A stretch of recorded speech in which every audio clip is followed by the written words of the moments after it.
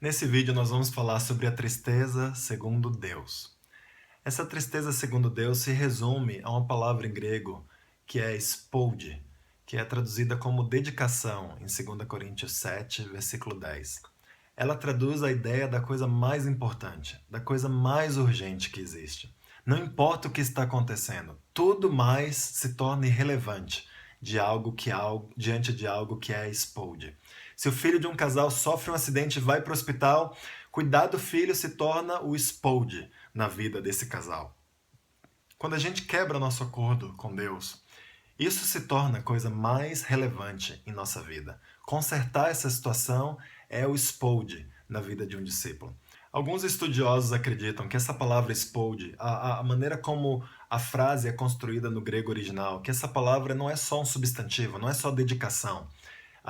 Ela é um advérbio que modifica todas as outras características da tristeza de Deus. E se essa teoria é verdadeira mesmo, então os coríntios não mostraram apenas dedicação, mas eles produziram desculpas dedicadas. Eles demonstraram a indignação dedicada. Eles tiveram temor dedicado, uma saudade dedicada, uma preocupação dedicada, um desejo dedicado de ver a justiça sendo feita.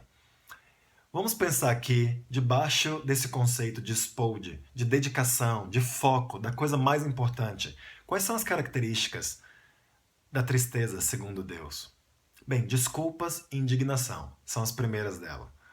As pessoas elas não ficam tentando adivinhar ou cavar o que está se passando no coração de alguém que demonstra desculpas e indignação. A própria pessoa fala e entrega todos os pontos. Você não fica tentando evitar as questões. Você é urgente.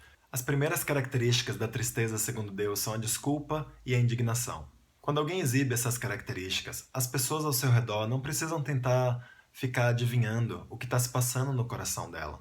Ela mesma entrega todos os pontos, ela mesma fala do que está no coração. Ela não tenta evitar certas questões, ela é urgente. Você já parou para pensar que indignação não consegue coexistir com desculpas ou com justificativas? Imagina, por exemplo, que eu perca a paciência com minha filha amanhã de manhã, ao levantá-la para a escola, e depois vá confessar esse pecado para outra pessoa. E eu tô lá enxergando o meu pecado diante de Deus. Eu não acredito que eu perdi a paciência com minha filha. Ela quase chorou quando eu gritei com ela. Eu sou um dos modelos que ela tem em casa, de Deus, da figura de Deus. E eu não demonstrei mansidão para com ela. Eu falhei para com Jesus quando eu perdi a paciência com ela. Mas também ela me desobedeceu, ela me desrespeitou. Então tudo bem.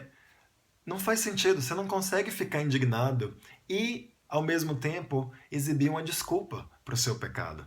Por isso que se a gente quiser ajudar as pessoas a experimentarem uma tristeza segundo Deus, nós precisamos lidar com as desculpas que ela usa para justificar seu pecado. Porque uma vez que elas vão embora, então sobra mais espaço para ela enxergar a falta dela como plena responsabilidade dela mesma. As próximas características da tristeza segundo Deus são o temor e a saudade, em 2 Coríntios capítulo 7. E essa é uma dupla bem interessante. O amor perfeito, a gente sabe, ele expulsa o medo.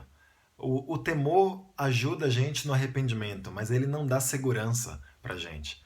O medo nos faz focalizar diante de um perigo. Quando a gente vê um perigo iminente, o medo nos dá um surto de adrenalina e nos faz tomar uma decisão, nos faz sair de algum lugar. O temor é o princípio da sabedoria. É ele que nos dá um curto-circuito e nos ajuda a sair das trevas em nossas vidas. Não existe nada que focalize a gente tanto quanto esse surto de adrenalina que o medo nos dá. Por exemplo, se você hoje à noite estiver pensando, puxa, amanhã eu tenho uma prova, ou então eu tenho um trabalho que eu preciso fazer no meu trabalho, e eu não me preparei para isso. Você vai ficar navegando no Facebook ou assistindo os comerciais da TV.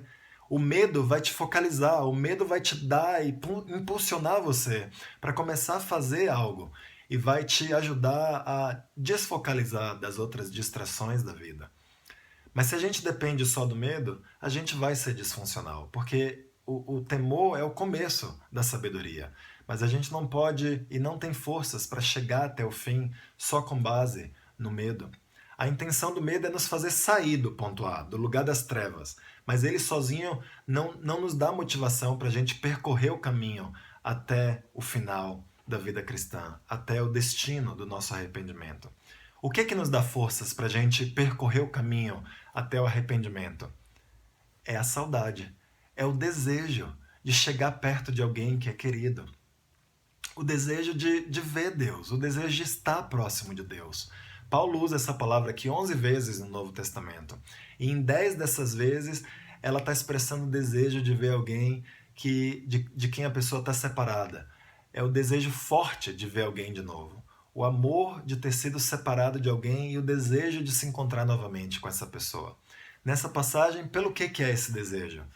É o desejo de chegar perto de Deus novamente. É o desejo de estarmos corretos, de sermos corrigidos diante de Deus.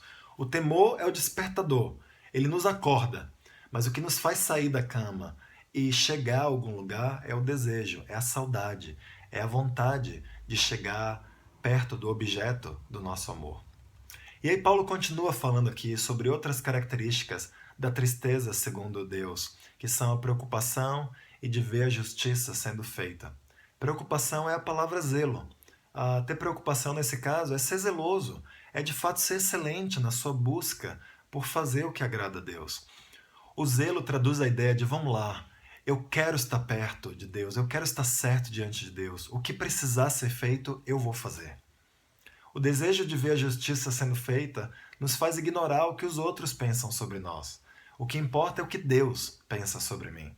Se eu precisar conversar com minha esposa sobre minha traição, mesmo que meu casamento acabe, eu vou fazer o que é certo diante de Deus, porque é isso que Deus quer de mim.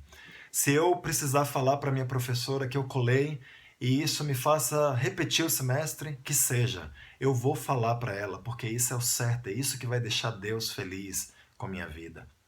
O que nós podemos fazer se quando a gente estiver corrigindo alguém, o que a gente vê no coração dela for tristeza segundo o mundo e não tristeza segundo Deus? Bem, o primeiro passo é nós precisamos ajudar a pessoa a lidar com as justificativas para o seu pecado, com os direitos que ela sente que ela tem, com a reputação que ela acha que ela precisa manter, com os mimos que ela tem em sua vida, os desejos de ir para a praia ou para a academia, se divertir em cinema, jogar videogame, usar a internet. Nada dessas coisas é errada em si, mas se a gente usa esses supostos direitos que a gente tem e não lida com o pecado em nossa vida, então essas coisas, apesar de serem possivelmente boas, elas estão se tornando coisas ruins em nossa vida. Não se assuste disso parecer radical, irmãos. A gente não tem direito a essas coisas. Nós não fomos criados com o direito de sermos felizes. Se a gente busca Deus, Deus nos dá, em geral, o presente da felicidade. Mas o nosso foco como discípulos deveria ser buscar Deus e obedecer a Ele e a Sua palavra.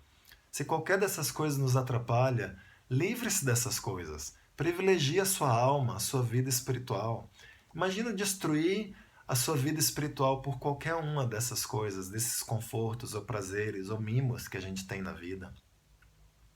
Sabe, outra coisa que a gente pode fazer para ajudar as pessoas é redirecionar os desejos, junto com eliminar as desculpas. É útil ter um desafio para a pessoa solidificar o arrependimento dela. João Batista, Jesus, Paulo, todos esses homens disseram isso. Deem fruto que mostre o seu arrependimento. A gente está tentando ajudar a pessoa a exteriorizar seu arrependimento, realmente a dar os passos que mostram se esse arrependimento é real ou não, e a ter uma visão de que seu arrependimento ocorreu de fato e de que ela quer se aproximar de Deus.